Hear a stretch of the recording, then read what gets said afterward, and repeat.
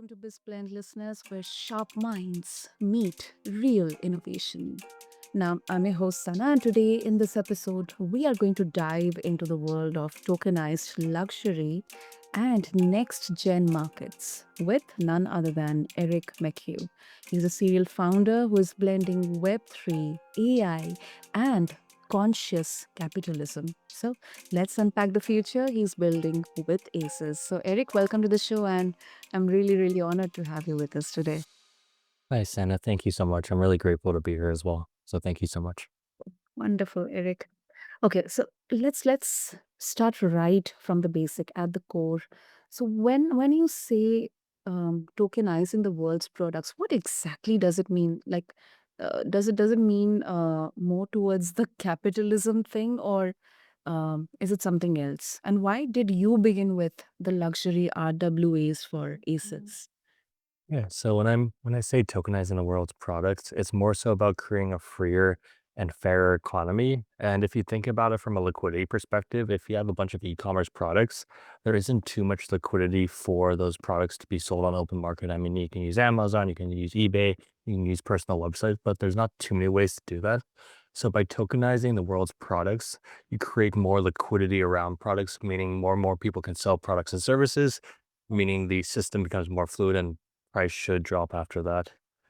So think about tokenizing a product as creating a digital equivalent Mhm. in the digital world. So it's creating a one-to-one link between a product and a token. Oh, okay. Wow.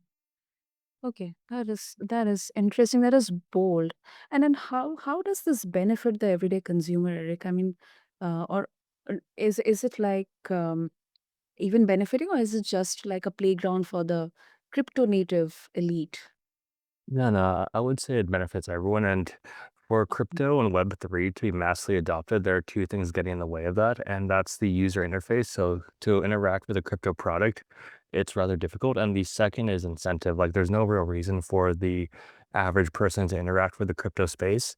And then tokenizing e-commerce products, I think is a good way to change that because who buys e-commerce products? Pretty much everyone. So just imagine a world where if you think of an tokenization, a product that's tokenized, think of it as like a barcode system. So if I were to purchase a Nike product, I could Mhm. take my phone, I could scan that Nike product, I Okay. can trace it all the way back to the Nike factory to ensure authenticity because I don't want to buy it fake or anything. Yeah. Yeah. And Nike on the flip side, they can see how many times the products were sold, like once, twice, three times, four times. And they get all that data because everything's being tracked on the blockchain. And something cool too is because I own this Nike product, I can create a system where it creates a system where everyone technically becomes their own Amazon. So I could sell your products, you could sell my products, we could both sell Nike products, and it creates a win-win system because let's say I'm an e-commerce brand, you just happen to like my product, you sell one of my products in the form of a tokenized asset on your website. So one of your listeners comes in, makes that purchase, they win because they get access to that product. They want you win because you get a commission.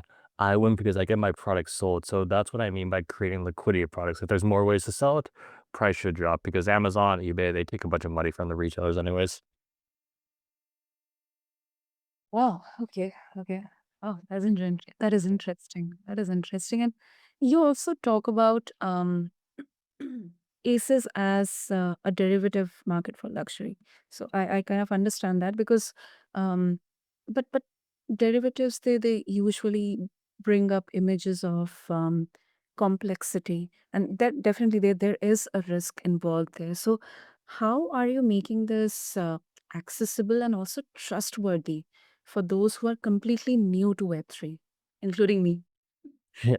Now, in terms of creating a derivative markets for luxury products, the reason we chose luxury products is because it's a very niche market. And when you're building a business, you don't have product market fit. You want to test it out in a bunch of different areas, and usually the nicher, the better. So we just found a good fit for luxury items because A, like there's not too many of them, and B, like they're harder to sell. So it's like if I had a luxury painting, like a $250,000 painting, it's like how many buyers are there? There aren't too many. So this marketplace creates that it creates attention for that product, thus increasing the chance to sell. So right now the platform is still being built. So what's going to happen is picture a Amazon where you can see a bunch of different luxury items that have been tokenized. So for example, you can purchase Okay. A Mona Lisa painting in the form of a token. You buy the token, that token can redeem for the product in real life. And on top of that, if it has the ability to create a token around the product. So that Mona Lisa could have the Mona token, and then people can speculate on the price, whether it goes up, whether it goes down, so they can join the derivatives market that way.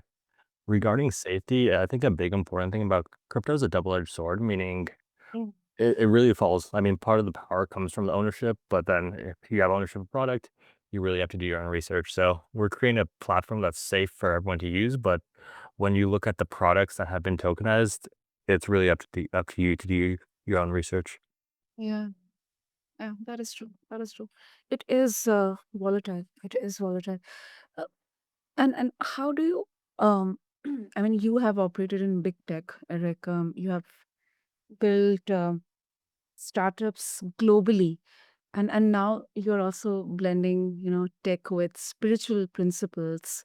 How does it blend into tech? I mean, how spiritual is intersecting here with tech?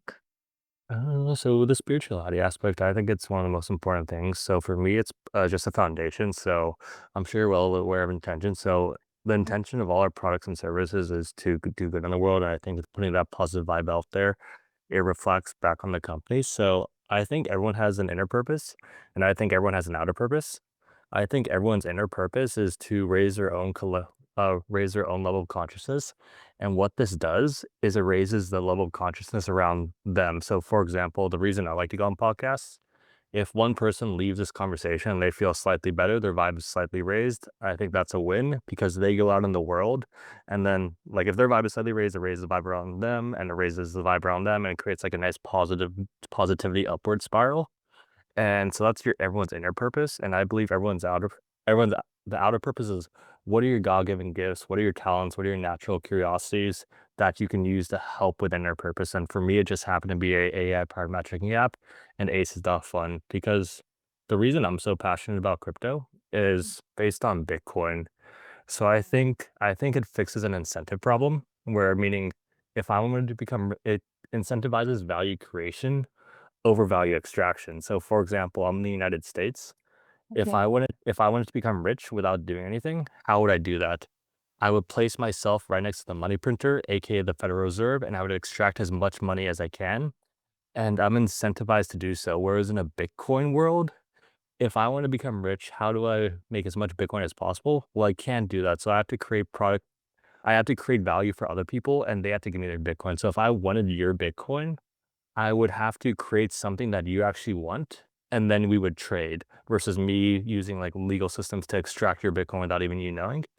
And Mhm. Aces.fun, it's a way to help onboard people at scale because I believe it's a 0 to 1 thing where the more people who hear about it the first Mhm. time, the more likely they're going to get into the system, the stronger the system gets. And what better way to get people involved in the system is actually having them use it versus telling them about it. Oh, wow. Okay. Okay. And then how do you look at the scalability of this? Because uh, I mean, are there any real world barriers, Eric, that you see to the mass adoption of all these tokenized RWAs?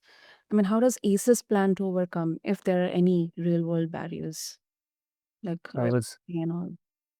So a cool thing about the crypto space is I mentioned earlier that there are two main blockers for real world adoption of cryptocurrency. And the first is incentive. So meaning the average person doesn't have a real reason to enter the space, but ACES gives them a reason. So the incentive is taken care of. And the second is the user interface, meaning like I can't really send my mom to a crypto project just because I don't want her to interact with the crypto space because it's hard to use. Mhm. Where crypto and Web3, I think that solves itself because of composability, meaning that just basically stands for the compound interest of software. So meaning pretty much everyone copy and pastes each other's code.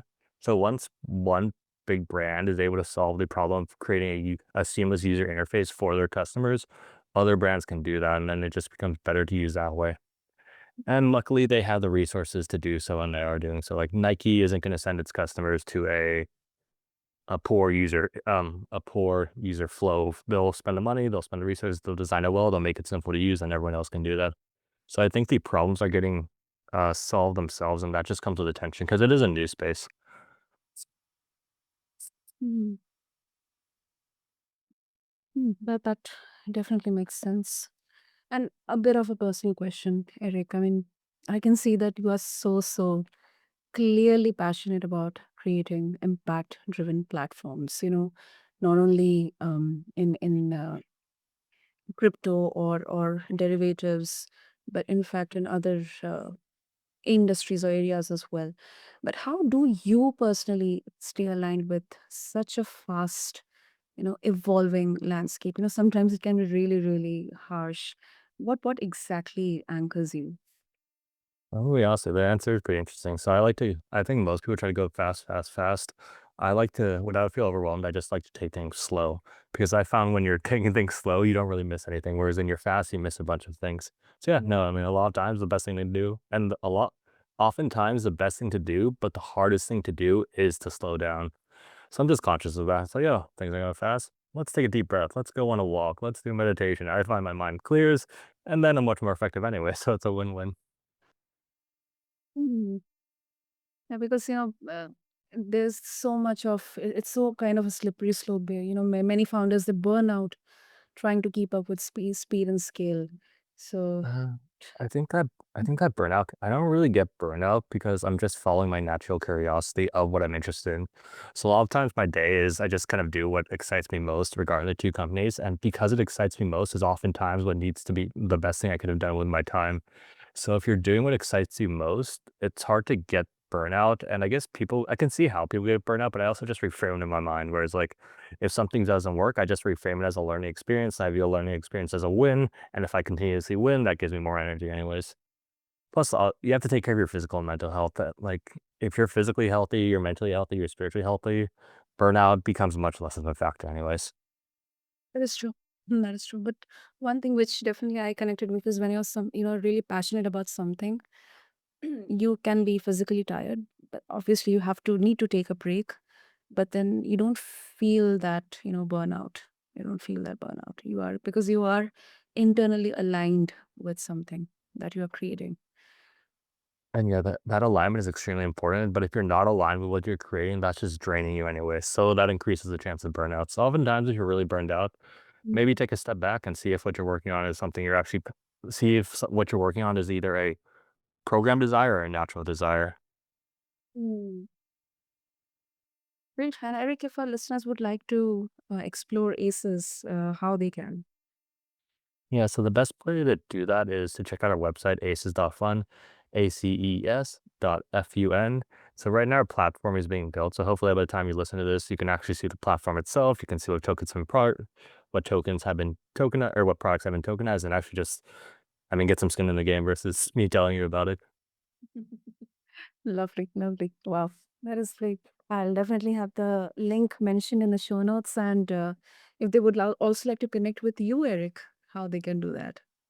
I would check either my Instagram, ERICDMCHUGH, or my LinkedIn, because I do like meeting new people. And I view the name of the game as helping people. So if I can help you, just hit me up and I'm happy to do so. Wonderful. And listeners, that's a wrap on today's BizBlend.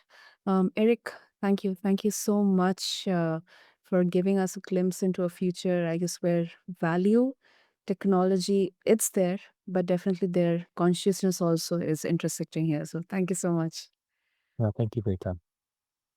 Listeners, if this episode sparked questions or curiosity within you, share your thoughts and keep the conversation going. Connect with Eric, explore about ACES. I'll have all the links in the show notes for you.